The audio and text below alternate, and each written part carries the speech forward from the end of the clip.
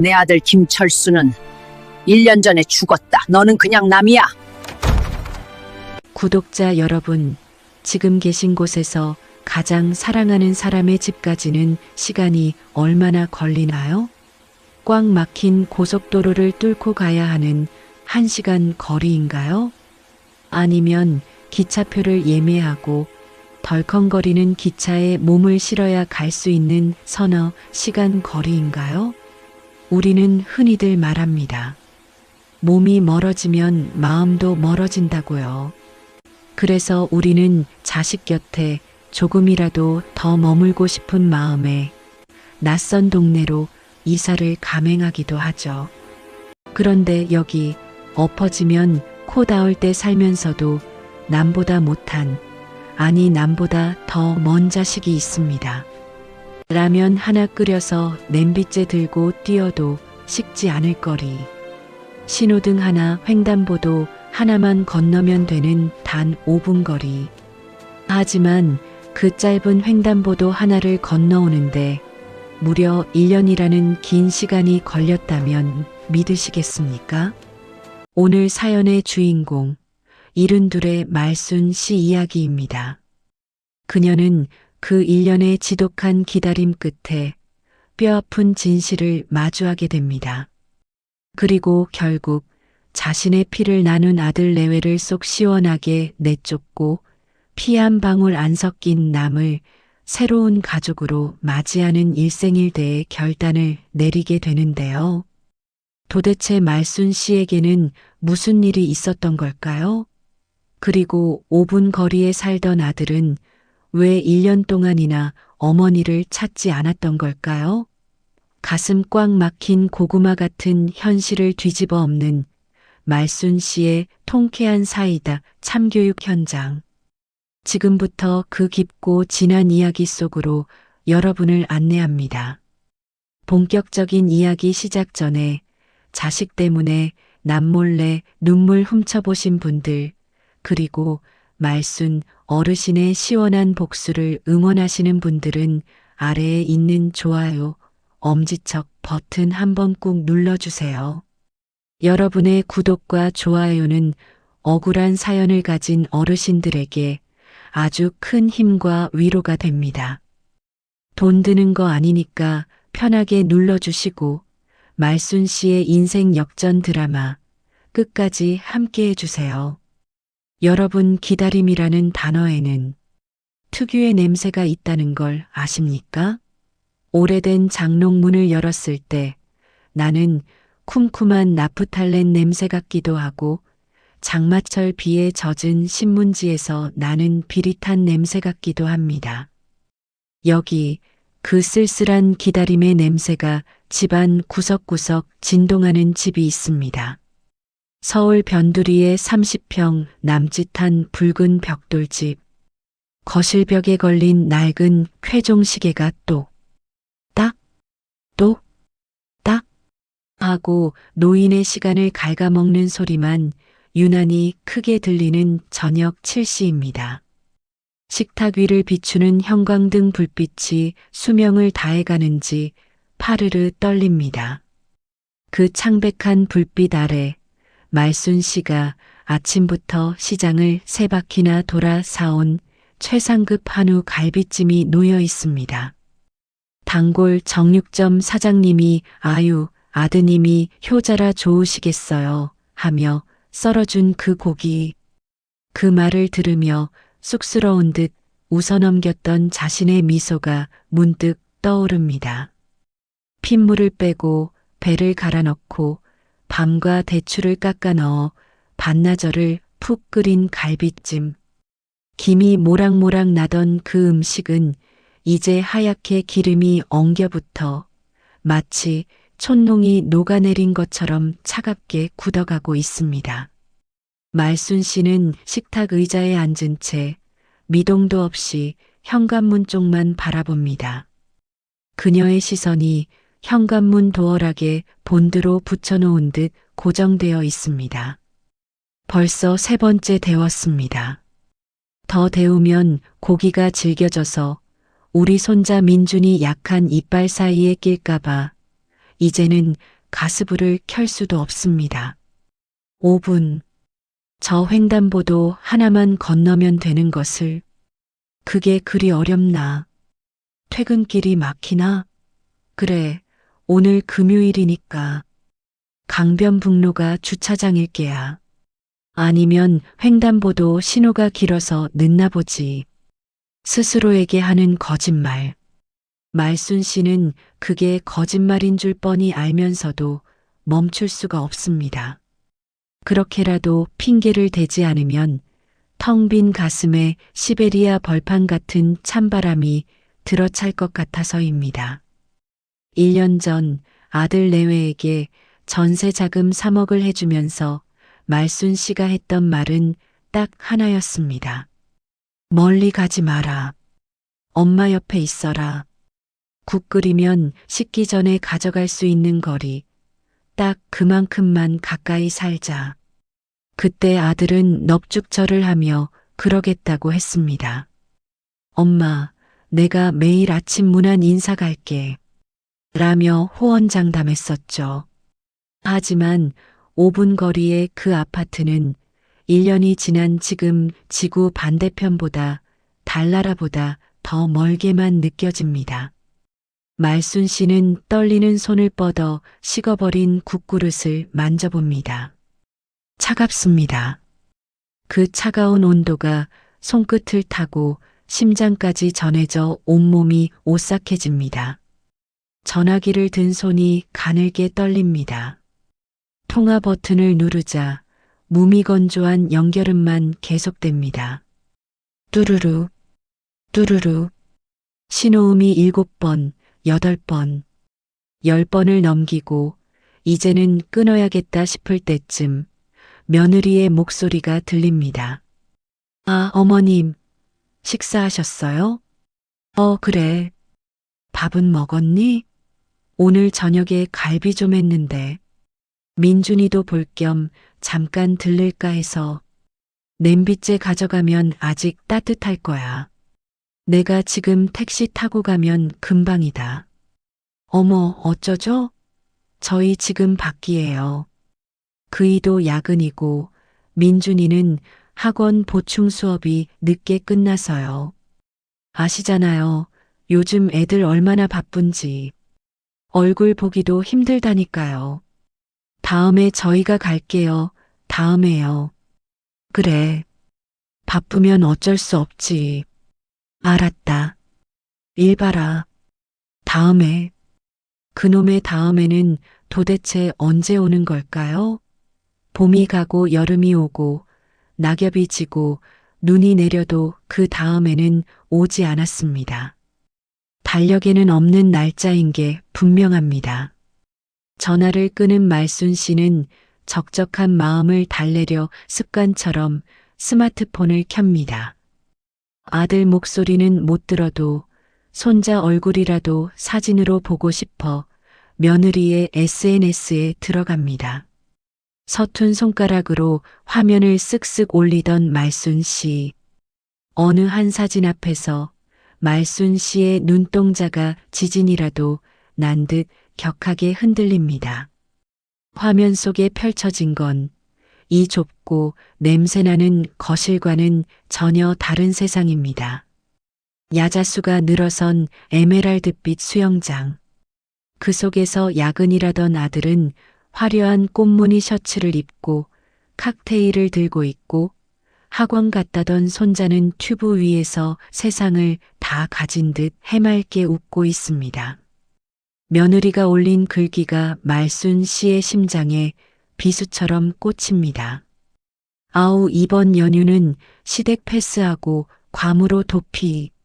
남편 야근이라고 뻥치느라 식은땀 뺐네 키읔키읔. 어머님 죄송해요.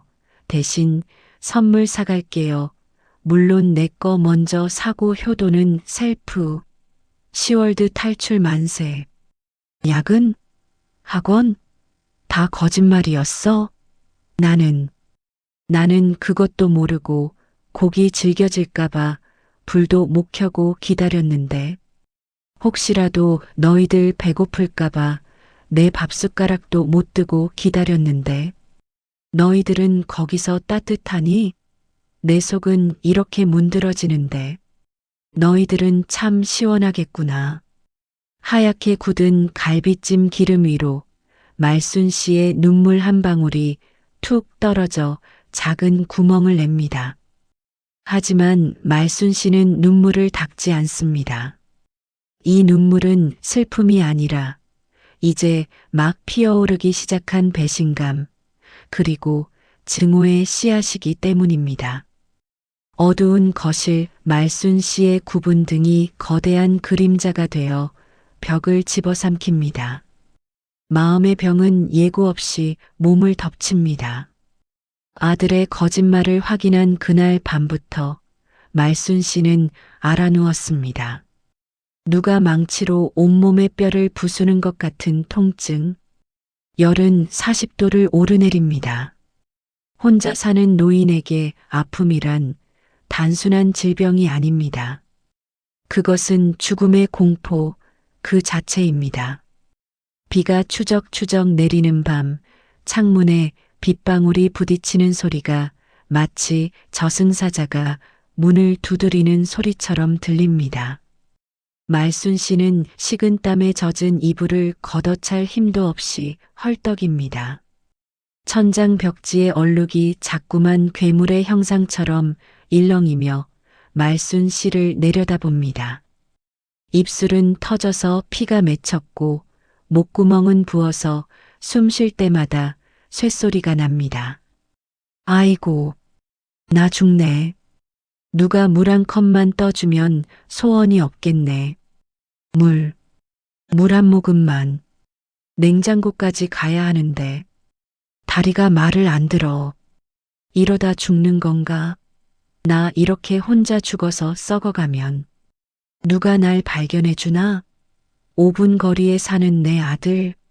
아니면 냄새난다고 신고할 옆집 사람? 죽음의 공포 앞에서는 자존심이고 뭐고 없습니다. 말순 씨는 베개 밑에 넣어둔 휴대폰을 더듬더듬 찾습니다. 눈이 침침해 단축번호 1번이 보이지 않아 감각으로 꾹 누릅니다.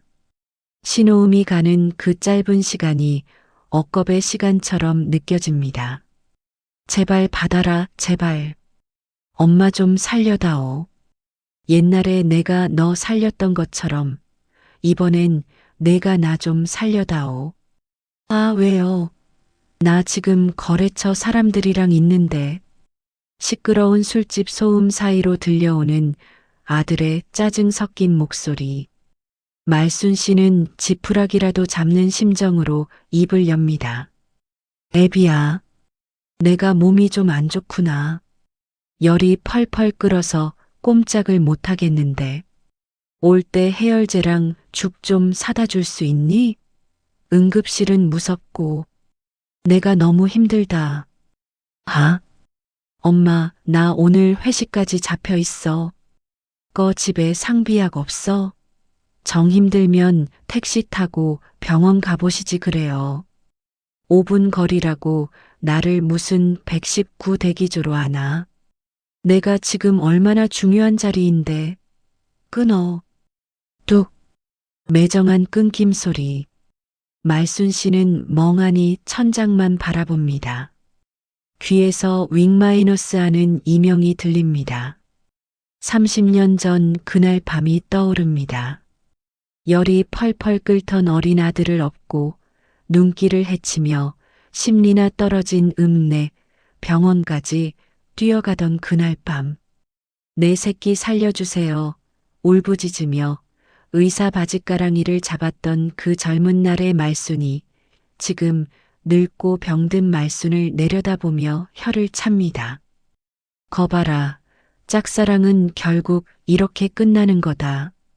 결국 말순 씨는 기어서 부엌까지가 수돗물을 받아 마시고 차가운 방바닥에서 홀로 끙끙 앓으며 밤을 지새웁니다. 이틀 뒤 죽다 살아난 말순 씨가 겨우 미음 한 숟가락을 뜨고 있을 때 현관문이 열립니다. 아들입니다. 현관문 여는 소리에 말순 씨의 심장이 덜컥 내려앉습니다. 혹시라도 죽사 들고 와서 엄마 미안해하며 울며불며 빌까봐. 그러면 또 마음 약해져서 그래. 내 새끼 바빠서 그랬지 하며 용서해 줄까봐. 하지만 아들의 손에는 죽이 아니라 검은색 가죽 서류 가방 하나만 들려 있습니다. 신발도 안 벗고 들어와 식탁에 앉으며 한다는 소리가 가관입니다. 엄마, 좀 괜찮아? 안색이 영 안 좋네. 안 그래도 걱정돼서 왔어. 근데 엄마, 나 뭐 하나만 물어볼게. 뭔데? 혹시 엄마 앞으로 든 실비보험이나 생명보험 뭐 있어? 증권 어디 뒀어? 말순 씨는 숟가락을 든 손을 멈춥니다. 걱정돼서 왔다는 아들의 눈은 어머니의 얼굴이 아니라 집안 어딘가에 있을 서류 뭉치를 찾고 있습니다. 아니, 요즘 요양병원비도 만만치 않다는데 혹시나 엄마 쓰러지면 병원비는 어떻게 나오나 해서 미리 알아두려고 그러지. 엄마 입원비 나오면 우리 빚도 좀 갚고. 아들의 입에서 나오는 단어들이 화살이 되어 가슴에 박힙니다. 진단금, 입원 일당, 치매, 계획. 그 계획 속에 엄마의 건강이나 회복은 없습니다.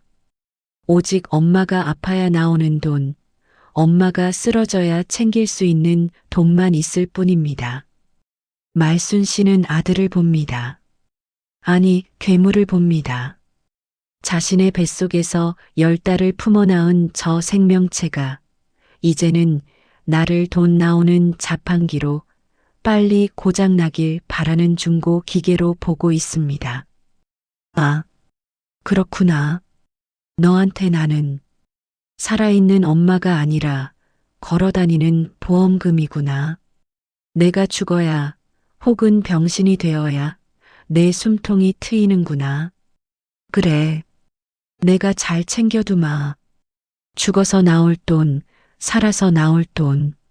10원 한 장까지 다 계산해 두마. 단 그 돈이 내 주머니로 들어갈지는 두고 봐야겠지. 사람 마음이 참 간사합니다. 그렇게 당하고도 며느리의 어머님 하는 콧소리 한 번에 또 흔들리는 게 부모입니다. 김장철이 다가오자 1년 내내 콧배기도 안 비추던 며느리가 불쑥 찾아와 온갖 아양을 떱니다. 말순 씨는 압니다. 김장하러 오라는 게 아니라 김장해 주러 오라는 뜻임을. 하지만 알면서도 속아줍니다. 혹시나 이번엔 다를까봐. 갓 버무린 김치 찢어서 내 입에 넣어주며 어머님 최고라고 해줄까봐. 배추 100포기가 산처럼 쌓인 부엌. 매운 고춧가루 냄새가 코를 찌르고 바닥은 소금물로 흥건합니다. 말순 씨는 허리 보호대를 2겹이나 차고 쭈그리고 앉아 배추를 치댑니다. 고무장갑 안의 손은 습진 때문에 불어터져 양념이 닿을 때마다 불에 데인 듯 쓰라립니다. 으윽. 허리를 펼 때마다 뼈마디가 비명을 지릅니다. 하지만 옆에 있는 며느리는 꽃무늬 앞치마만 둘렀을 뿐 손에 물 한 방울 묻히지 않습니다. 셀카봉을 들고 이리저리 각도를 재느라 바쁩니다. 어머님, 고개 좀 들어보세요. 웃어요, 김치. 찰칵? 와, 대박. 어머님 손 진짜 빨라요. 역시 손맛은 어머님이 최고라니까요. 저는 도저히 흉내도 못 내겠어요. 이거 인스타 올리면 효부 소리 좀 듣겠는데요? 호호. 너도 좀 거들어라. 이거 다 하려면 오늘 밤새워야 한다. 아유, 제가 하면 맛버려요. 저는 수육 삶을게요. 아참, 어머님. 이번에 우리 친정 식구들도 김치 떨어졌다고 난리던데 한 20포기만 싸주세요. 그리고 제 친구 미영이 아시죠? 걔네 시댁도 김장 안 한다고. 내 새끼 입에 들어갈 김치니까 내 자식 기 살려주려고. 말순 씨는 터져나가는 손목을 부여잡고 백포기를 다 버무렸습니다. 그런데 김치통이 채워지는 족족 며느리는 매직으로 이름을 써붙입니다. 친정, 미영이네, 철수 엄마네, 우리 집. 정작 말순 씨 냉장고에 들어갈 김치통은 보이지 않습니다. 말순 씨의 노동력은 며느리의 인심 쓰기 용도로 산산이 조각나 팔려나갈 예정입니다. 저녁 8시 모든 김장이 끝나고 며느리가 짐을 챙깁니다. 말순 씨는 허리가 펴지지 않아 엉거주춤한 자세로 소파에 쓰러지듯 앉아 있습니다. 온몸에서 파스 냄새가 진동합니다. 욱신거리는 허리를 두드리며 화장실을 가려던 말순 씨. 꽉 닫힌 안방 문 너머로 며느리의 통화 소리가 들립니다. 평소의 가식적인 목소리가 아닌 날카롭고 경박한 진짜 목소리입니다. 미영아. 김치 챙겼지. 야, 말도 마. 우리 시어머니 손맛 하나는 끝내주잖아. 아니, 뭐 내가 했겠니? 늙은이가 힘쓸 때가 어디 있다고 김장이라도 시켜야 바깥 하지. 완전 공짜 파출부라니까? 아줌마 부르면 일당이 얼만데. 돈 굳었지 뭐. 안 그래도 냄새 난다고 눈치 줬더니 알아서 척척하더라. 이따 갈 때 김치통 챙겨갈 테니까 나와 있어. 쾅! 말순의 머릿속에서 천둥이 칩니다. 공짜 파출부. 자식을 위해 헌신했던 지난 40년 세월이 자식을 위해 뼈가 으스러져라 일했던 그 모든 시간이 고작 파출부라는 단어 하나로 난도질 당했습니다. 그것도 돈 안 줘도 되는 공짜 호구. 현관문에 비친 자신의 모습이 초라하기 그지없습니다. 말순 씨는 자신의 손을 내려다봅니다. 쭈글쭈글하고 빨갛게 물든 손. 고춧가루가 아니라 자신의 자존감이 난도질 당해 흐르는 피처럼 보입니다. 말순 씨는 화장실 문고리를 잡으려던 손을 거둡니다.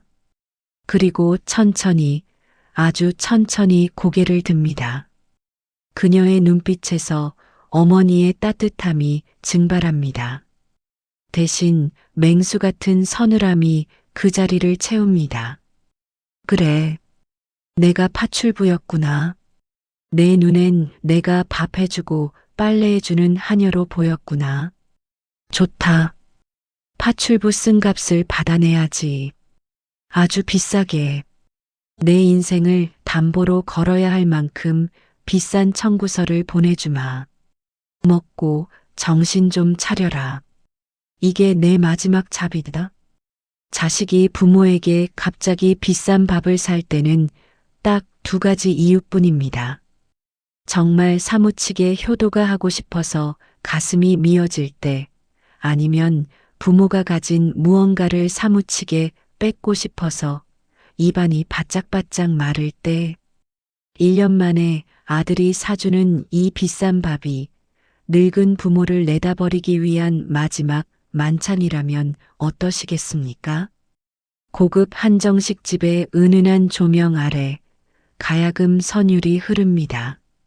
말순 씨 앞에는 윤기가 자르르 흐르는 갈비찜과 알록달록한 신선로가 상다리가 휘어지게 차려져 있습니다. 하지만 말순 씨는 젓가락을 들지 못합니다. 맞은편에 앉은 아들과 며느리가 밥은 안 먹고 서로 눈짓을 주고받는 꼴이 마치 터지기 직전의 폭탄을 서로에게 미루는 사람들 같았기 때문이죠. 음식 냄새보다 더 역한 검은 속내의 비릿한 냄새가 진동합니다. 아들은 헛기침하며 어색한 웃음을 짓습니다. 엄마, 여기 고기 부드럽지? 친구가 추천해 준 데야. 많이 드셔. 아, 그리고 말순 씨는 젓가락을 내려놓으며 차갑게 말합니다. 그래. 밥이 코로 들어가는지 입으로 들어가는지 모르겠구나. 뜸 들이지 말고 본론만 말해라.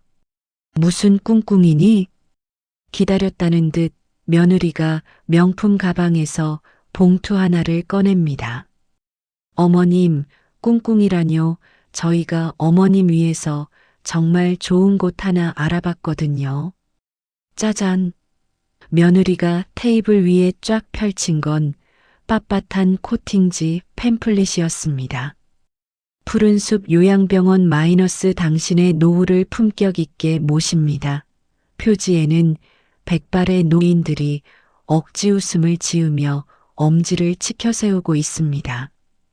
말순 씨의 눈에는 그 웃음이 소리 없는 비명처럼 보입니다. 품격이라는 단어가 격리라는 단어로 읽힙니다. 엄마, 솔직히 혼자 사시는 거 불안하잖아.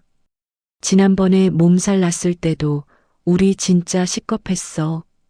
여기 시설 진짜 좋대. 밥 다 나오지. 간호사 24시간 대기하지. 그리고 엄마 집 한 돈으로 여기 입주 보증금 내고 남는 돈은 나 사업 급한 불만 좀 끄면. 말순 씨의 손이 부들부들 떨립니다. 그래서 나더러 집 팔아서 너 돈 대주고 나는 저 산속 감옥으로 들어가라. 그 말이냐? 내가 너희들 짐짝이니? 어머님, 감옥이라뇨. 실버타운이에요. 실버타운. 우리도 이제 좀 편하게 살고 싶어서 그래요. 5분 거리라고 매일 신경 쓰는 것도 솔직히 지치잖아요. 지친다. 아들은 1년 동안 한 번도 찾아오지 않았습니다. 전화 한 통 제대로 받은 적이 없습니다. 그런데 5분 거리에 엄마가 살아서 숨 쉬고 있다는 사실만으로도 지친다고 합니다. 말순 씨는 눈앞이 캄캄해집니다. 명치 끝에 뜨거운 돌덩이가 얹힌 듯 숨을 쉴 수가 없습니다. 심장이 찢어진다는 게, 억장이 무너진다는 게 바로 이런 느낌일까요? 말순 씨는 신발도 제대로 깨어 신지 못한 채 도망치듯 그 숨막히는 룸을 뛰쳐나옵니다. 뒤에서 엄마, 엄마 부르는 소리가 들리지만 악기의 부름처럼 소름 끼칠 뿐입니다. 식당을 나오자마자 하늘도 말순 씨의 마음을 아는지 장대비를 쏟아붓습니다. 우산도 없습니다. 말순 씨는 비를 맞으며 비틀비틀 걷습니다. 차가운 빗물이 눈물과 섞여 주름진 뺨을 타고 입가로 흘러듭니다. 짭니다. 그리고 씁니다. 지나가는 차들이 튀기는 흙탕물을 뒤집어쓰며 말순 씨가 바닥에 주저앉으려던 찰나 머리 위로 쏟아지던 빗줄기가 거짓말처럼 뚝 멈춥니다. 고개를 들어보니 낡은 편의점 투명 비닐 우산 하나가 씌워져 있습니다. 그리고 그 옆에 낡은 작업복을 입은 낯선 청년이 걱정스런 눈으로 서 있습니다. 할머니, 이 비 맞으면 큰일 나요. 이거 쓰세요. 말순 씨는 멍하니 청년을 봅니다. 내 뱃속으로 낳은 자식은 나를 빗속으로 내몰았는데 생판 남인 이 청년은 나에게 우산을 씌워줍니다. 이 아이러니한 세상이 원망스러워 말순 씨는 낯선 청년의 옷자락을 잡고 엉엉 소리 내어옵니다. 우산을 씌워준 청년의 이름은 정우. 말순 씨네 건물 반지하 방을 보러 온 가진 거라곤 튼튼한 몸뚱이와 성실한 뿐인 가난한 청년이었습니다. 말순 씨는 시세의 반값도 안 되는 돈에 방을 내주었습니다. 아들이 알면 엄마 미쳤어? 땅 파서 장사해? 라고 길길이 날뛸 일이지만 말순 씨는 상관없습니다. 그 낡은 비닐 우산 하나가 아들이 사준 명품 스카프보다 100배는, 아니 1000배는 더 따뜻했으니까요. 정우가 이사 온 첫날 밤, 갑자기 기온이 영하 10도로 곤두박질 칩니다. 설상가상으로 말순 씨의 2층 주택 보일러가 덜덜거리는 소리를 내더니 멈춰버립니다. 냉기가 발바닥을 타고 올라옵니다. 전기장판 하나의 의지에 이불을 뒤집어 쓰고 웅크린 말순 씨. 아들한테 전화할까? 잠시 생각했지만 이내 고개를 젓습니다. 보일러 고장 났어라고 하면 또 돈 달라는 거야? 라고 할 게 뻔하니까요. 차라리 얼어 죽는 게 낫지. 그 목소리는 듣기 싫습니다. 그때 대문 두드리는 소리가 납니다. 계세요? 아래층 이사 온 정우입니다. 문을 열자 기름때 묻은 목장갑을 낀 정우가 공구함을 들고 서 있습니다. 어르신, 아래층에서 보니까 연통 돌아가는 소리가 영 시원치 않아서요. 혹시나 해서 올라와 봤습니다. 제가 설비 쪽 일을 좀 알거든요. 봐드릴게요. 시키지도 않았는데 정우는 옥상 보일러실로 올라가 30분 동안 씨름을 합니다. 얼마 뒤 웅마이너스 하는 소리와 함께 집안에 훈훈한 기운이 돌기 시작합니다. 땀범벅이 되어 내려온 정우의 손에는 검은 봉지 하나가 들려 있습니다. 보일러 이제 잘 될 거예요. 그리고 이거 이사 떡 대신인데 식기 전에 드세요. 어르신 낮에 비 맞으셔서 안색이 안 좋아 보여서요. 정우가 내민 건 편의점 인스턴트 죽이 아니었습니다.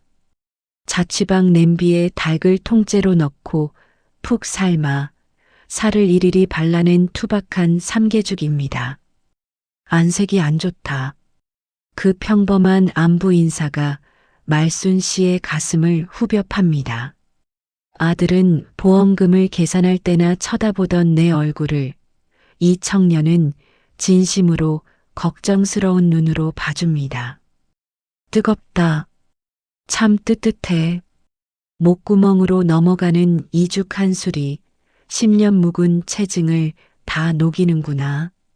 내 아들은 나를 얼려 죽이려 하는데 남의 아들이 나를 살리는구나. 세상이 참 얄궂다. 말순 씨가 죽그릇에 눈물을 뚝뚝 흘리며 바닥까지 싹 비웁니다. 그날 밤 말순 씨는 1년 만에 처음으로 깊은 잠에 듭니다. 몸이 따뜻해서가 아닙니다. 마음의 보일러가 다시 돌기 시작했기 때문입니다. 그리고 결심합니다. 내 남은 온기 더 이상 차가운 자식들에게 낭비하지 않겠노라고. 하지만 평화는 짧습니다. 다음 날 아침 대문 밖에서 쾅쾅거리는 소리와 함께 익숙한 악마의 목소리가 들려옵니다. 엄마, 문 열어. 당장 나와봐. 등기 권리증 어딨어. 챕터 6. 비교되는 두 얼굴.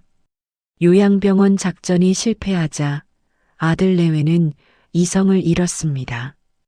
이제는 회유도 설득도 없습니다.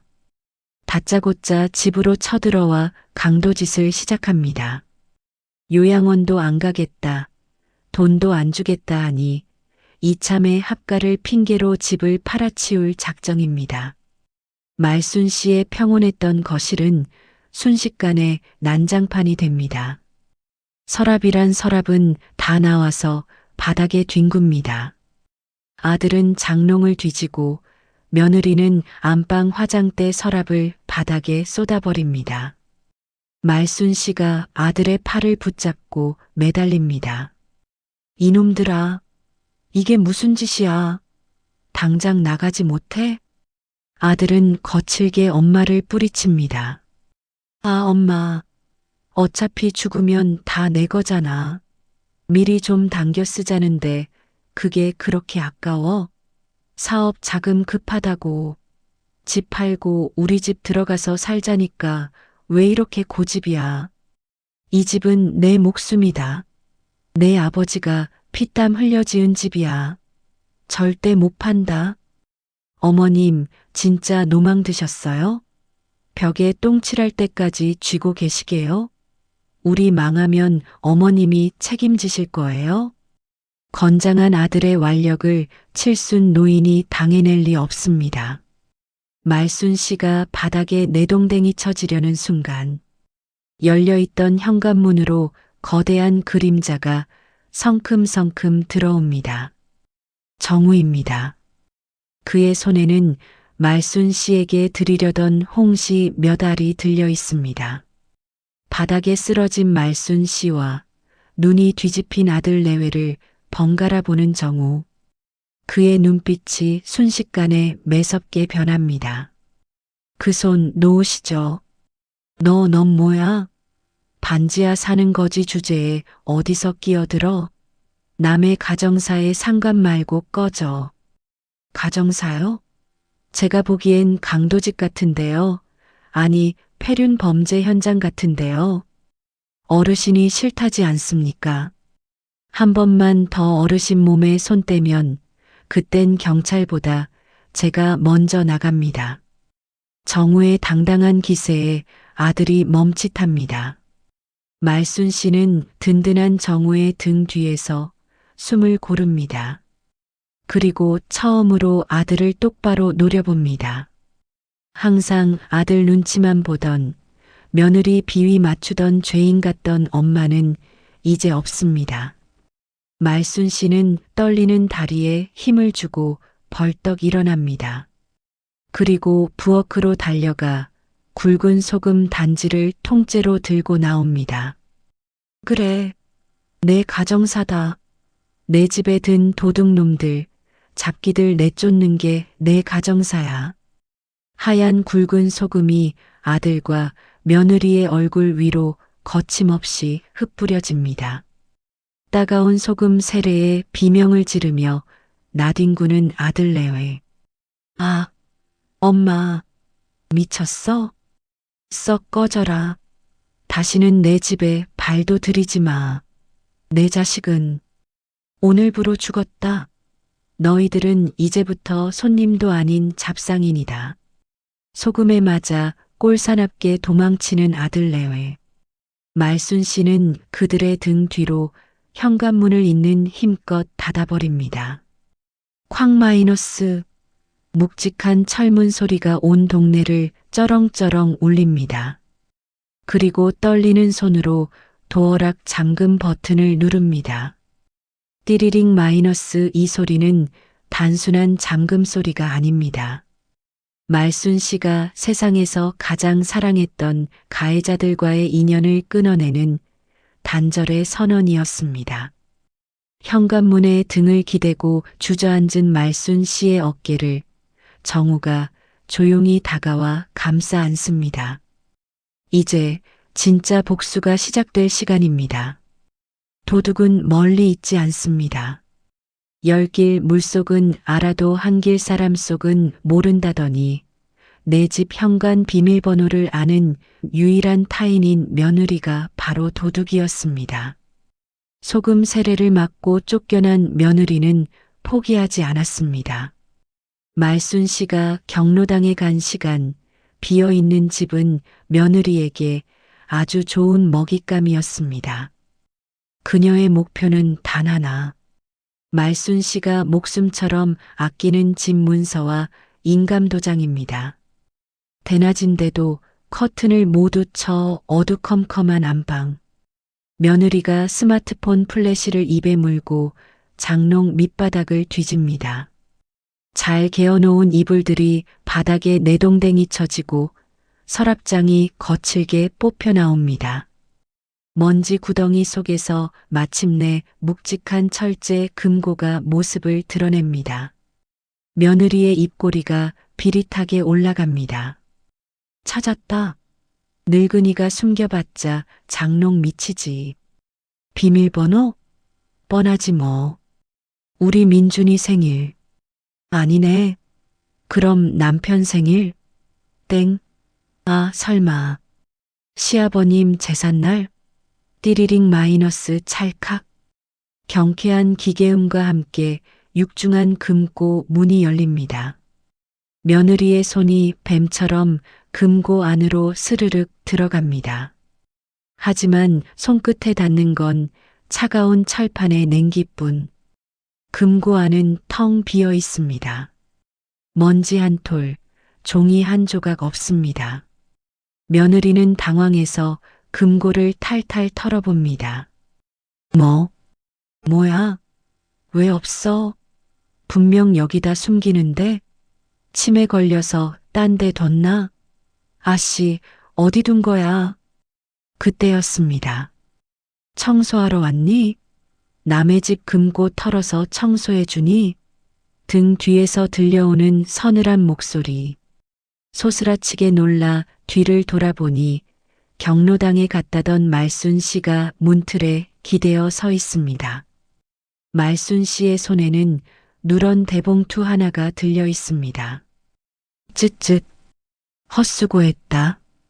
내 집 문서는 은행 대여금고에 아주 안전하게 모셔뒀다. 내 손버릇, 내가 모를 줄 알았냐? 아, 아니에요. 저는 그냥 정리 좀 해드리려고. 변명은 됐다. 대신 이건 내가 꼭 봐야겠구나. 말순 씨가 봉투에서 서류 한 장을 꺼내 며느리의 코앞에 들이밉니다. 종이 스치는 소리가 며느리의 목을 베는 칼날 소리처럼 들립니다. 바로 아들 내외가 살고 있는 그 아파트의 임대차 계약서입니다. 이거 알아보겠니?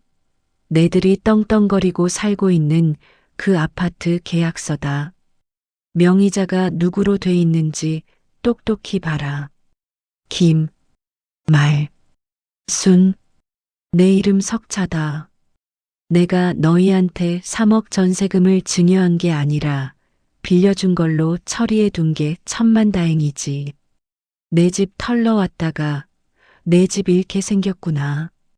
전세 계약 기간 만료가 다음 달인 건 알고 있니? 재계약은 없다.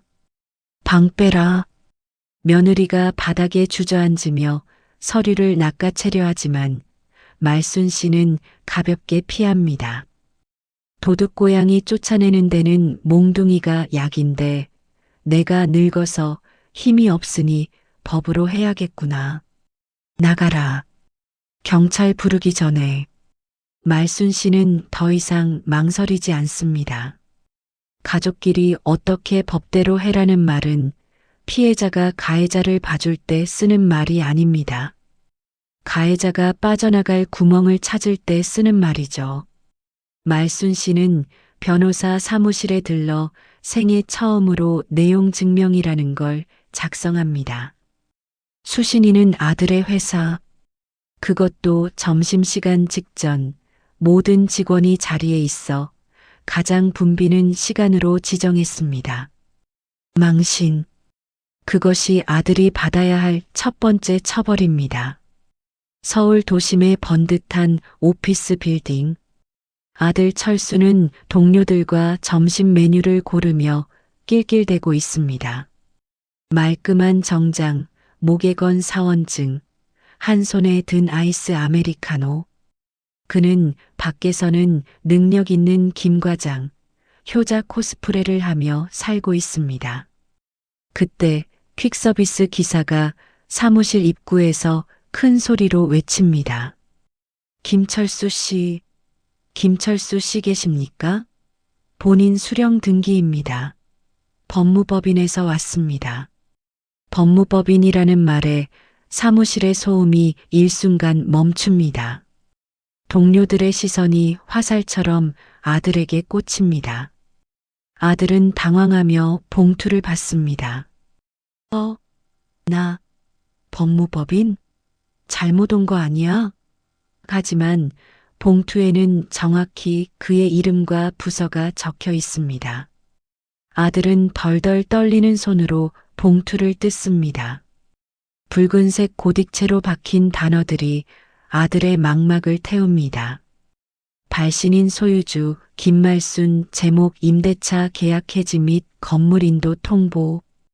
귀하는 모친 김말순에 대한 부양 의무를 전혀 이행하지 않았을 뿐 아니라 폐륜적 언사와 주거 침입, 재물 손괴 등의 행위를 저질렀음. 이에 증여 의사를 철회하며 무상 임대차 계약을 즉시 해지함. 2주 내로 퇴거하지 않을 시 명도, 소송 및 급여 압류 등 강제 집행 절차에 착수할 것임. 아들은 서류를 구겨 주머니에 넣으려 하지만 이미 손에 힘이 풀려 바닥에 떨어뜨립니다. 폐륜, 강제 집행. 바닥에 떨어진 종이에 적힌 단어를 여직원이 힐끔 쳐다보고 입을 가립니다. 수군거림이 시작됩니다. 김 과장네 무슨 일 있나 봐. 폐륜이라는데? 아들은 비상구 계단으로 도망치듯 빠져나옵니다. 숨이 턱턱 막힙니다. 엄마에게 전화를 겁니다. 뚜마이너스 연결이 되지 않아 소리샘으로 차단당했습니다. 항상 그 자리에 있을 줄 알았던 엄마라는 안전망이 사라진 순간 아들은 난생 처음 허공에 붕 뜬 기분을 느낍니다. 그것은 자유가 아니라 끝을 알 수 없는 추락입니다. 엄마가 진짜 갈 때까지 가보자 이거지? 나 회사 잘리면 엄마가 책임질 거야? 젠장. 겁을 먹은 개가 더 크게 짖는 법입니다. 퇴거 통보를 받은 아들과 며느리. 사죄를 하고 빌어도 모자랄 판에 악다구니를 쓰며 말순 씨 집으로 쳐들어옵니다. 이들의 머릿속에는 그래도 자식인데 설마 진짜 쫓아내겠어? 라는 안일함과 어디서 감히 부모가 자식을 고소해? 라는 적반하장이 뒤섞여 있습니다. 하지만 그들이 간과한 게 있습니다. 말순 씨 옆에는 이제 법보다 무서운 정우가 버티고 있다는 사실을요. 쾅, 쾅, 쾅. 말순 씨 집 대문이 부서져라 울립니다. 동네 개들이 짖어대고 이웃 주민들이 하나둘 대문 밖으로 나와 구경합니다. 문 열어. 김말순 씨, 당신 제정신이야? 아들한테 소송? 회사까지 그딴 걸 보내서 개망신을 줘? 어머님, 나오세요. 우리가 안 모신다고 했어요? 요양병원 보내드리는 게 왜 불효해요? 남들은 못 가서 난리인데. 끼잉 마이너스 대문이 열립니다. 아들이 씩씩거리며 안으로 들이닥치려는데 거구의 사내가 앞을 가로막습니다. 정우입니다. 떡 벌어진 어깨, 굳게 담은 입술. 아들이 밀쳐보려 하지만 정우는 바위처럼 꿈쩍도 하지 않습니다. 비켜, 이 거지 새끼야. 내가 뭔데 남의 집 일에 끼어들어? 정우는 팔짱을 끼며 싸늘하게 내려다봅니다. 거지? 글쎄요. 부모 등골 빼먹고 사는 기생충보단 제 돈 벌어 월세 내는 제가 더 낫지 않나요? 정우 뒤에서 말순 씨가 천천히 걸어 나옵니다. 그녀의 얼굴은 놀라울 정도로 평온합니다. 화난 사람의 얼굴이 아닙니다. 남을 대하는 아주 사무적인 표정입니다. 망신? 내가 당한 건 망신이고 1년 동안 자식 기다리며 피 말라 죽어가던 내 고통은 뭐냐? 회사 잘리면 책임지라고? 그래, 잘려라. 굶어 죽든 얼어 죽든 그건 이제 남인 내 사정이다. 아들이 소리칩니다. 남, 엄마 어떻게 그런 말을 해? 핏줄이잖아. 천륜을 끊어. 말순 씨가 헛웃음을 짓습니다. 천륜? 내가 아플 때 모른 척하고 내 돈만 탐내는 게 천륜이냐? 너희는 자식이 아니라 내 인생에 붙어있는 30년 묵은 빚덩이였다. 이제 그 빚 다 갚았다. 아니, 파산 신청하마. 말순 씨는 손에 쥐고 있던 스마트폰 화면을 켭니다. 112가 이미 눌러져 있습니다. 여보세요, 경찰이죠? 여기 주거 침입 및 협박범들이 와서 난동을 부립니다. 네, 흉기를 든 건 아니지만 제 마음을 난도질하고 있습니다. 당장 와주세요. 엄마, 경찰이라니. 미쳤어? 아니요. 전 아들 없습니다. 저 사람들은 그냥 미친 사람들입니다. 잠시 후 골목 어귀에서 경찰차 경광등이 번쩍이며 다가옵니다. 붉고 푸른 불빛이 아들과 며느리의 하얗게 질린 공포에 찬 얼굴을 비춥니다. 경찰들이 아들과 며느리를 제지하고 끌어내려 합니다. 엄마 잘못했어. 비명처럼 들리는 아들의 목소리.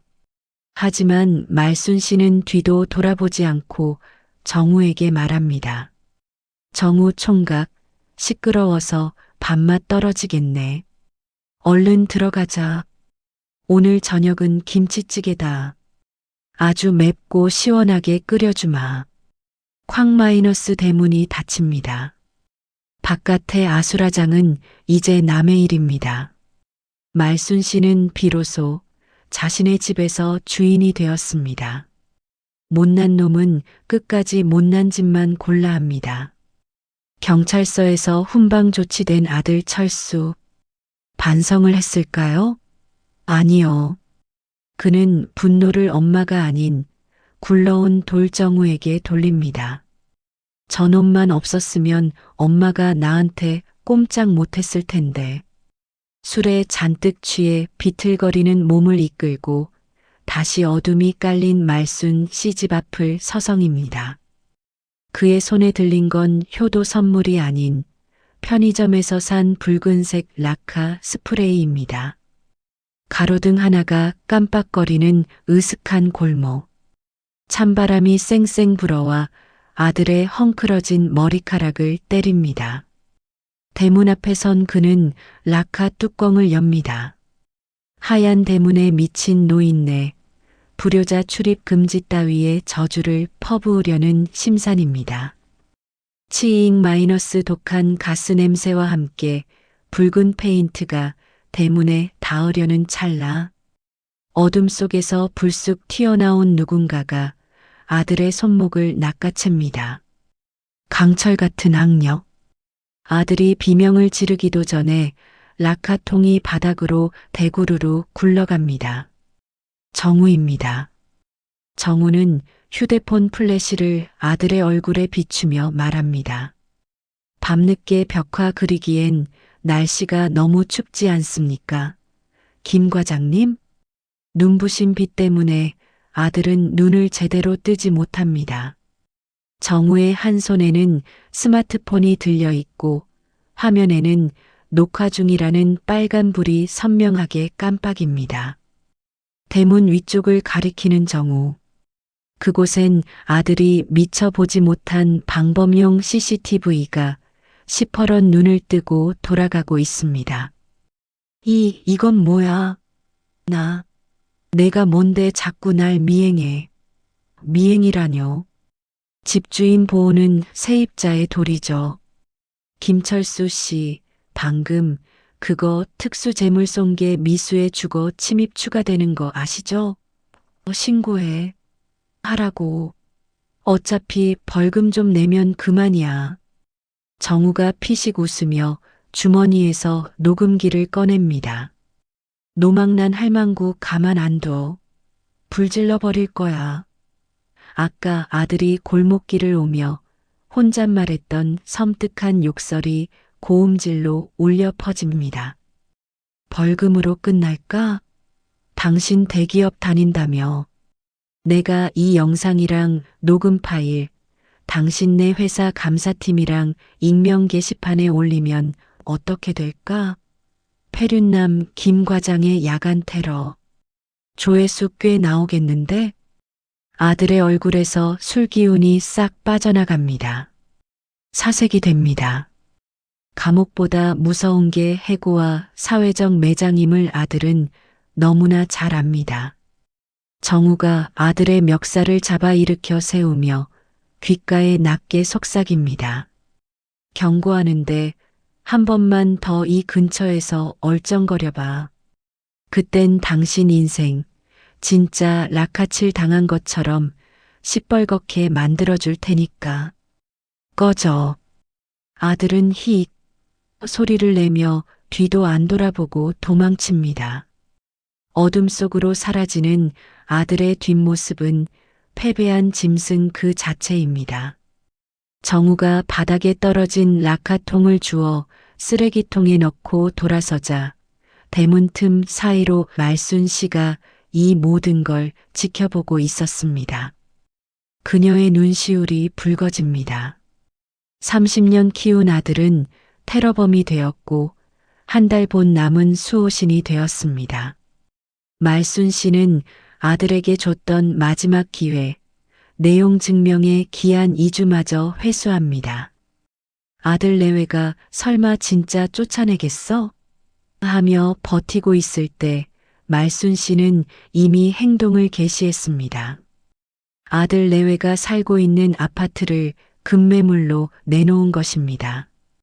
가격은 시세보다 무려 5천만 원이나 싸게. 조건은 단 하나 현 세입자 아들 부부 즉시 명도. 파격적인 조건에 매수자들이 벌떼처럼 몰려듭니다. 평화로운 주말 오후 아들네 아파트 초인종이 요란하게 울립니다. 소파에 늘어져 TV를 보던 며느리가 짜증 섞인 얼굴로 인터폰을 확인합니다. 화면에는 낯선 양복쟁이들과 무표정한 시어머니 말순이 서 있습니다. 문을 열자마자 말순이 아닌 부동산 중개업자가 먼저 치고 들어옵니다. 자, 사모님, 들어오세요. 구조만 보시면 됩니다. 남양이라 햇볕은 끝내줘요. 아니, 누구세요? 왜 남의 집에 신발 신고 들어와요? 나가요. 말순 씨가 신발을 신은 채 거실로 성큼 들어오며 말합니다. 남의 집? 여긴 내 집이다. 그리고 이제 곧 이분 집이 될 거고. 말순 씨 뒤로 집을 보러 온 중년 부부가 거실을 휘젓고 다닙니다. 그들은 마치 더러운 물건을 보듯 집안 구석구석을 훑어봅니다. 어머, 도배 상태가 엉망이네. 싱크대도 다 썩었어. 사람 사는 집 맞아? 냄새가 좀 나는데.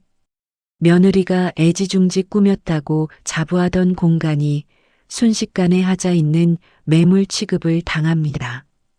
수치심에 며느리의 얼굴이 홍당무처럼 달아오릅니다.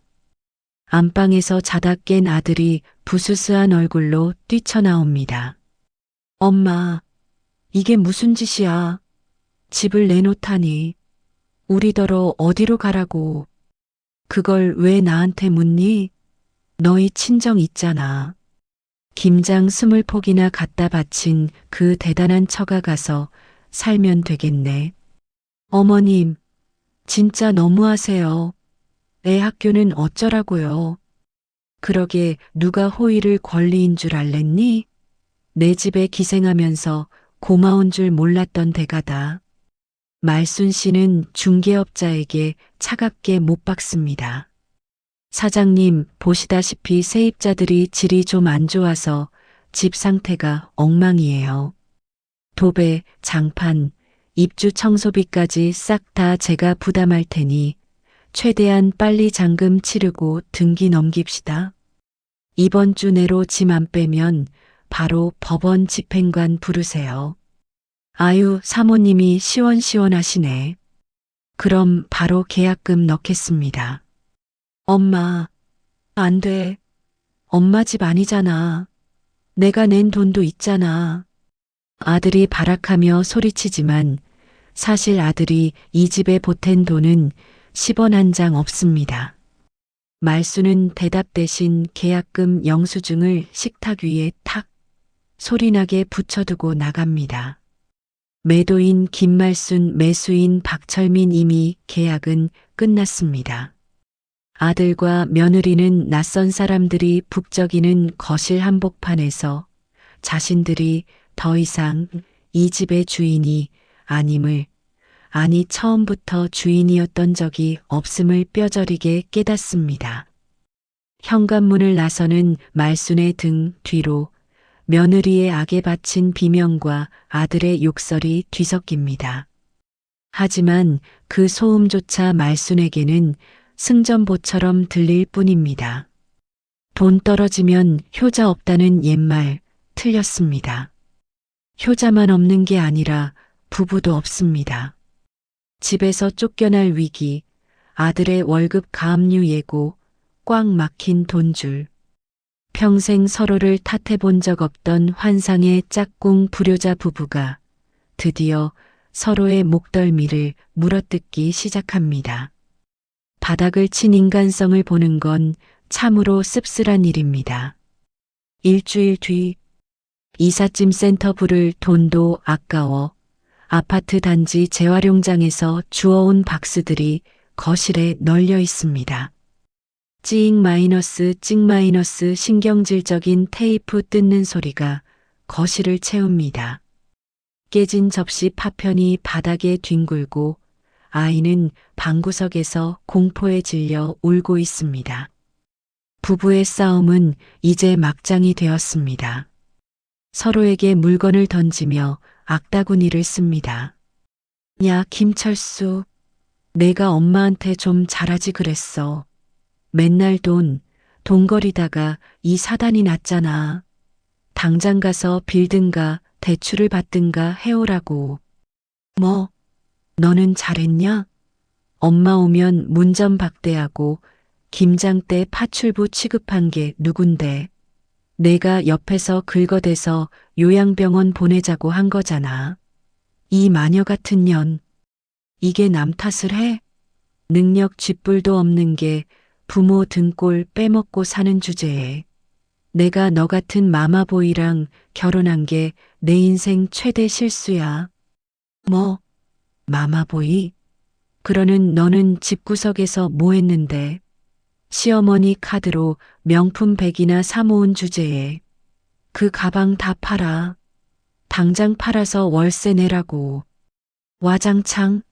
아들이 홧김에 며느리가 가장 아끼던 명품 가방을 벽에 내동댕이 칩니다. 가방에서 화장품들이 쏟아져 나와 바닥을 더럽힙니다. 마치 그들의 망가진 인생처럼요. 며느리가 비명을 지르며 짐 가방을 쌉니다. 끝이야. 너랑은 끝이야. 이혼해. 위자료 청구할 거니까 각오해.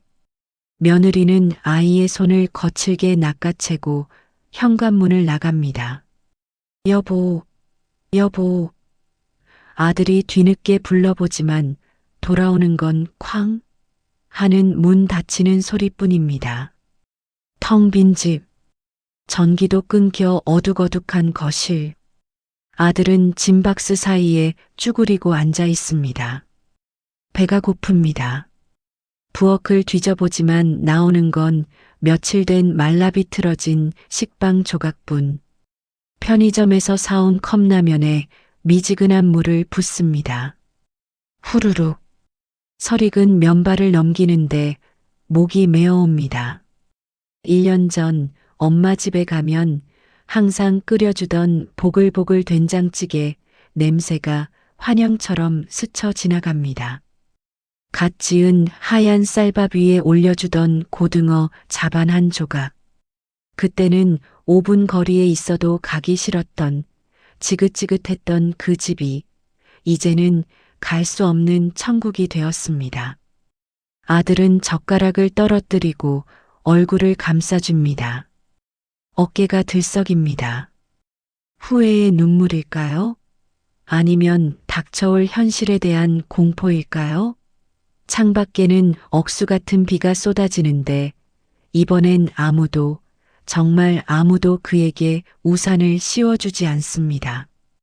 그가 제 손으로 찢어버린 우산, 어머니는 이제 다시는 돌아오지 않습니다. 사람은 고쳐 쓰는 게 아니라는 말, 참 야속하지만 맞습니다. 모든 걸 잃고 빈털터리가 된 아들이 다시 찾아왔을 때 말순 씨는 흔들렸을까요? 아니요. 이미 말순 씨의 마음은 굳게 닫힌 철문처럼 차갑게 식어 있었습니다.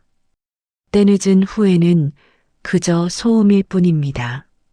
말순 시집 대문 앞, 수척해진 얼굴, 며칠 감지 못한 머리, 구겨진 와이셔츠 차림의 아들이 무릎을 꿇고 있습니다. 지나가는 동네 사람들의 시선도 아랑곳하지 않고 대성통곡을 합니다. 엄마, 내가 잘못했어. 며느리 그 여자가 시켜서 그런 거야. 나갈 데도 없어. 제발 문 좀 열어줘. 기익. 대문이 열리고 말순 씨가 나옵니다. 아들의 눈이 희망으로 반짝입니다. 역시 엄마는 날 못 버려. 라고 생각했겠죠.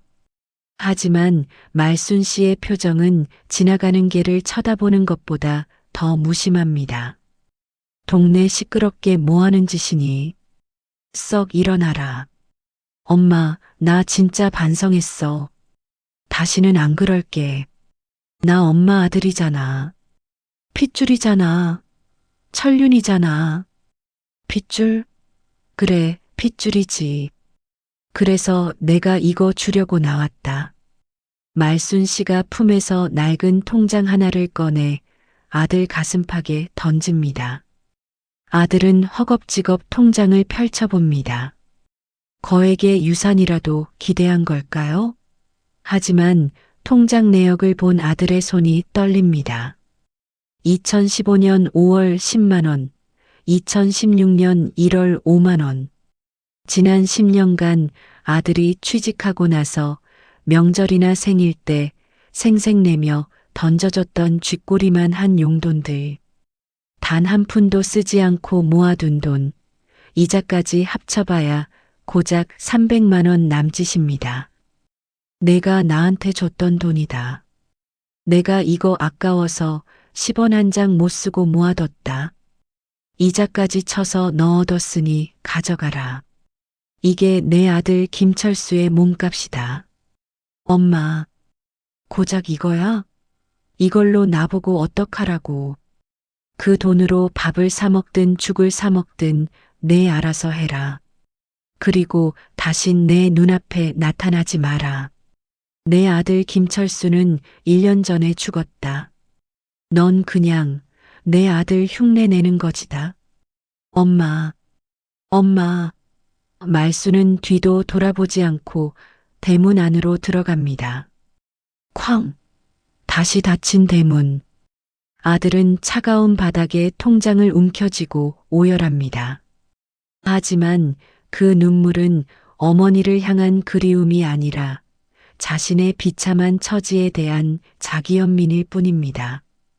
말순 씨는 방에 들어와 비로소 긴 숨을 토해냅니다. 가슴 한구석이 아리지만 눈물은 나지 않습니다. 비로소 엄이라는 무거운 짐을 내려놓았기 때문입니다. 자리가 비워지면 새로운 인연이 그 자리를 채웁니다. 아들을 내보낸 마음의 방에 따뜻한 봄바람 같은 사람이 들어왔습니다. 세입자 정우 총각 말입니다. 두 사람은 법적인 모자 관계는 아니지만 세상 그 어떤 가족보다 끈끈한 식구가 되었습니다. 말순 씨의 생일날 저녁. 평소라면 며느리 눈치 보며 외식이나 했을 날이지만 오늘은 집안에 고소한 참기름 냄새가 진동합니다. 부엌에서 정우가 덩치에 안 맞는 꽃무늬 앞치마를 두르고 요리와 사투를 벌이고 있습니다. 가스레인지 위에는 미역국이 보글보글 끓고 있고 프라이팬에서는 잡채가 지글거립니다. 말순 씨는 거실 소파에 앉아 그 뒷모습을 보며 눈시울을 붉힙니다. 내 배 아파 낳은 놈도 안 끓여준 미역국을, 생판 남인 총각이, 어르신, 간 좀 봐주세요. 제가 잡채는 처음이라. 짜지 않아요? 아이고, 간이 딱 맞네. 우리 정우 총각, 장가가도 되겠어. 아주 맛있어. 헤헤, 어르신 입맛에 맞다니 다행이네요. 자, 여기 앉으세요. 케이크 촛불 끄셔야죠. 식탁 위에는 화려하진 않지만 정성이 가득한 네첩 반상과 작은 생크림 케이크가 놓여 있습니다. 초코펜으로 삐뚤빼뚤하게 쓴 글씨. 사랑하는 김 여사님, 생신 축하드려요. 화려한 호텔 뷔페는 아니지만 말순 씨 인생에서 가장 따뜻한 밥상입니다.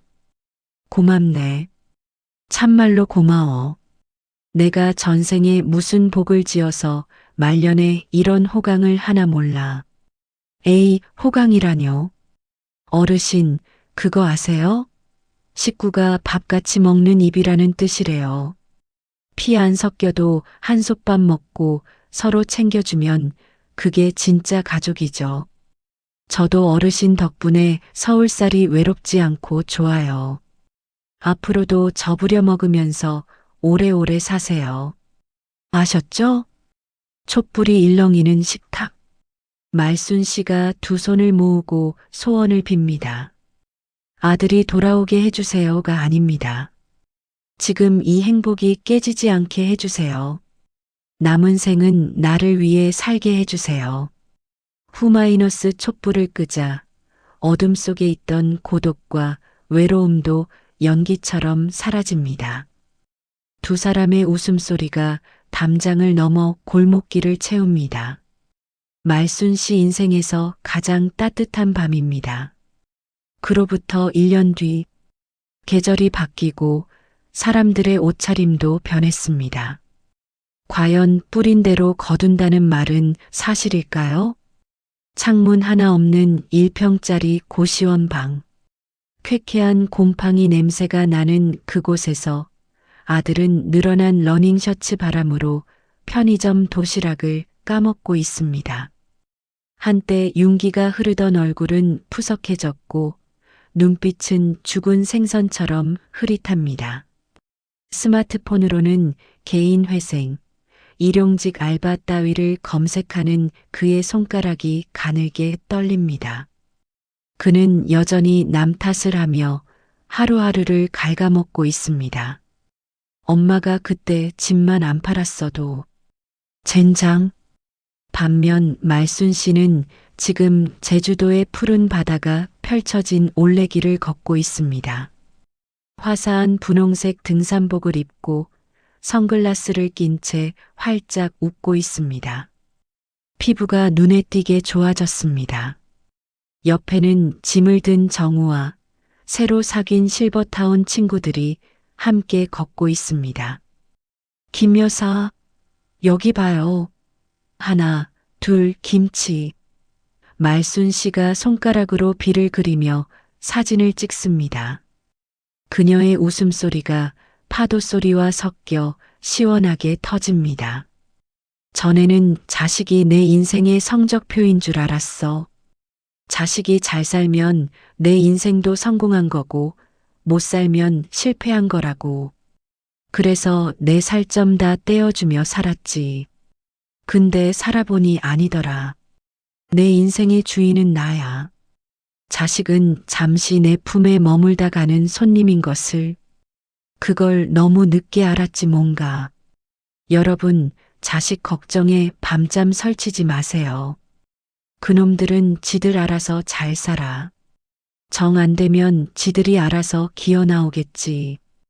그러니 이제는 당신을 위해 쓰세요. 맛있는 거 사 먹고 좋은 거 구경하고 예쁜 옷 입으세요. 자식 눈치 보지 말고 당신의 남은 날들을 축제처럼 사세요. 저 김말순이처럼요. 오늘 말순 씨의 시원한 결단에 박수를 보내고 싶으시다면, 그리고 이제는 누구의 부모가 아닌 나 자신으로 당당하게 살고 싶으시다면 지금 빨간색 구독 버튼과 좋아요를 꼭 눌러주세요. 저희 채널은 앞으로도 여러분의 속을 뻥 뚫어드릴 사이다 같은 이야기와 남은 인생을 지혜롭게 살아갈 힘이 되는 이야기로 다시 찾아오겠습니다. 오늘도 귀한 시간 내어주셔서 감사합니다. 당신의 오늘이 가장 젊고 아름다운 날입니다.